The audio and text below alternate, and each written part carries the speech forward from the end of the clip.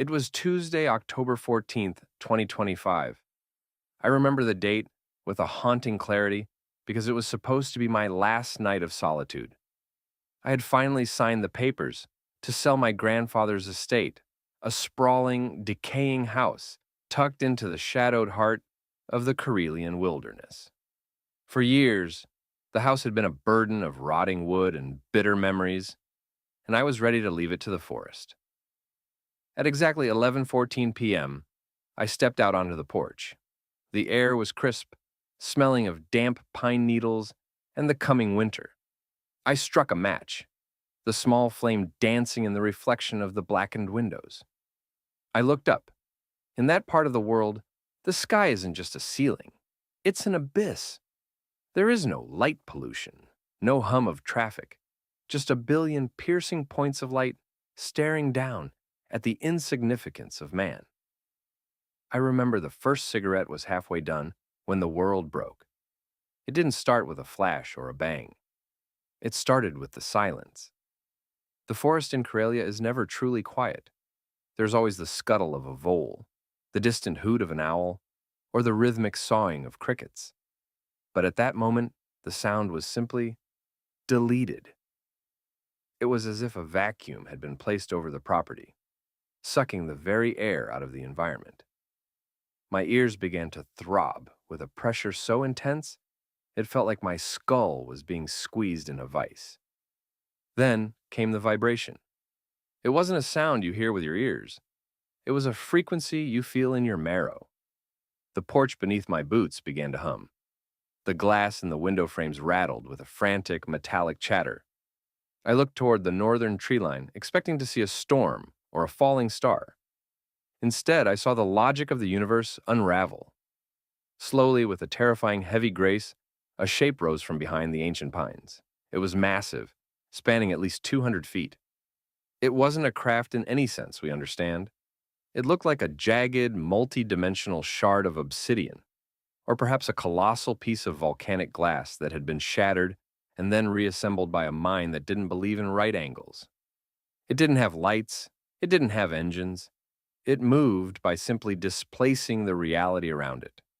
As it hovered, the stars behind it didn't just disappear. They warped, bending around the object's edges like light passing through a heavy lens. I tried to drop my cigarette, but my hand wouldn't obey. I tried to turn my head, to run back into the safety of the kitchen, but I was frozen. I wasn't paralyzed by a physical force. It felt as though the command signal from my brain to my muscles was being intercepted and grounded. I was a spectator in a statue. By 11:22 p.m., the air changed. The smell of pine was replaced by a sharp, suffocating scent of ozone and ionized metal. The smell of a lightning strike just seconds before it hits. The temperature dropped 20 degrees in a heartbeat. My breath began to mist in front of my face, but the mist didn't drift. It hung perfectly still in the dead air. From the ink-black shadows of the forest floor, they emerged. There were 3 of them. They didn't walk. They drifted across the uneven ground with a fluidity that suggested they weren't entirely subject to our gravity. They were tall, impossibly thin, reaching nearly 9 feet in height. Their limbs were long and multi-jointed, moving like the legs of a spider made of silk. Their skin was the most disturbing part. It wasn't solid. It looked like a surface of liquid mercury, constantly swirling and rippling, reflecting the trees and the stars in a distorted metallic sheen. They had no eyes, no noses, no mouths. Their faces were smooth, curved plates of that same liquid silver. But across the center of those faces was a thin, horizontal slit that pulsed with a rhythmic, amber glow. It looked like the filament of an ancient light bulb, flickering with a life force that felt ancient and cold. As they reached the edge of the clearing, the tallest one stopped. I felt a sudden violent sensation in the back of my neck, like an electric needle being driven into my spine. I didn't hear a voice. I didn't hear words. But my mind was suddenly flooded with a torrent of images so dense and fast that I felt my consciousness fracturing. I saw the earth, but I saw it through their eyes. It wasn't a blue marble in space. It was a complex, glowing web of ley lines and energy currents. I saw human cities not as buildings, but as flickering hives of bioelectric noise. To them, we weren't individuals. We were a low-frequency hum, a primitive biological static that they had been monitoring for eons. The tall one began to climb the porch steps. Each movement was silent. The old wood didn't even creak under its weight. It stood directly in front of me, its amber light washing over my face. I could see my own terrified reflection in its mercury skin, stretched and distorted like a monster in a funhouse mirror. It reached out a hand. Its fingers were long, tapering into points as fine as needles. It didn't touch my chest or my shoulder. It pressed a single fingertip to the very center of my forehead, right between my eyes. The world vanished. I wasn't on the porch anymore. I wasn't in Karelia. I was suspended in a void of pure, mathematical light. I saw the sun being born from a cloud of dust, and I saw it expand into a red giant, swallowing the earth in a silent, fiery embrace.